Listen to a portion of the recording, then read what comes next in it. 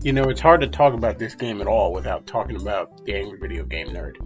He's almost become synonymous with this game. And I love the Angry Video Game Nerd. He's one of my favorite YouTubers. I still enjoy him to this day. He's still really great. Well over a decade of doing what he's doing. So in honor of the Angry Video Game Nerd, before I start this review, guess I should have a drink.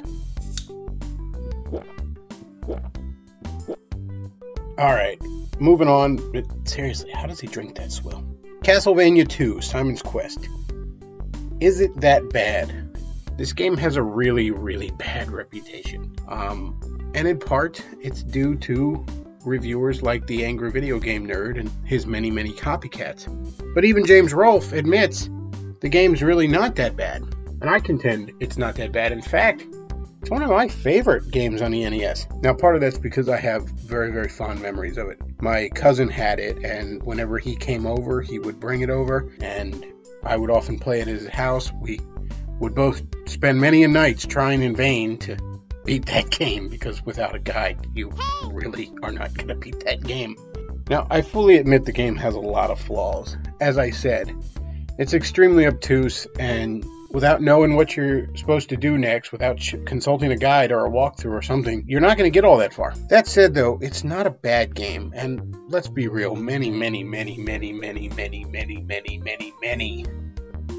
NES games at the time used obtuse secrets as a means of lengthening gameplay, and even in some cases selling a subscription to Nintendo Power. I mean, really, were you ever going to know all the secrets in Zelda, for example? Were you ever going to know enough of the secrets in the first Zelda to even beat the game without consulting a guide or an older brother or something? Probably not. So yeah, Castlevania is obtuse to a fault. I don't dispute that. But it's still a lot of fun. In some ways, I kind of like it more than Castlevania 1. Now, Castlevania 1 is a much more refined game. Much more elegantly designed. But still, the freedom in Castlevania 2, I just adore. Exploring, going from town to town, fighting monsters, diverging paths. I love that kind of thing. And the music.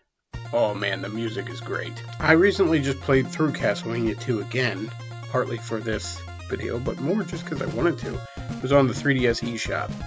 Now, having save states helps a lot. The original password system in the game leaves a lot to be desired. But frankly, any game of that kind of length or depth where you don't have a save system, it's kind of flawed. All in all, though, I really like this game. As I said, the music is just great. I just overall have fun with it. I like exploring. I like wandering around, upgrading weapons. I kind of like the RPG elements in it. I don't know that they're as well utilized as they should be, or could be. But I like them. This game really gets a bad rap. As I said, yeah, it's obtuse. It's not as elegantly designed as its predecessor. But even some of the things people bitch about, again, I like that it's somewhat convoluted. It's a bit too much, but there's nothing more rewarding than finally figuring out a secret. Also, the day and night system, I don't really think it's that bad. It kind of adds a bit of a horror element. There's this omnipresent danger looming over you as you're going from town to town in the middle of the day that, you know, nearly any moment night could strike, and now your slog is going to be a whole lot more difficult. Is it as good as the first one? No. Is it as good as the third one? No. And it's certainly no Castlevania 4 or even Castlevania Bloodlines. But it's a pretty good game for the NES. It's definitely worth playing, although you probably will need to get a guidebook now and then. Look! When you actually know what you're doing, it's not hard. Lord knows the other ones can be quite the ball busters. So yeah, just because you saw a very, very funny comedian make fun of this game's flaws, doesn't mean it's not a game you should check out if you're into retro games or NES games. So, is Castlevania 2 that bad? No. No, it's not.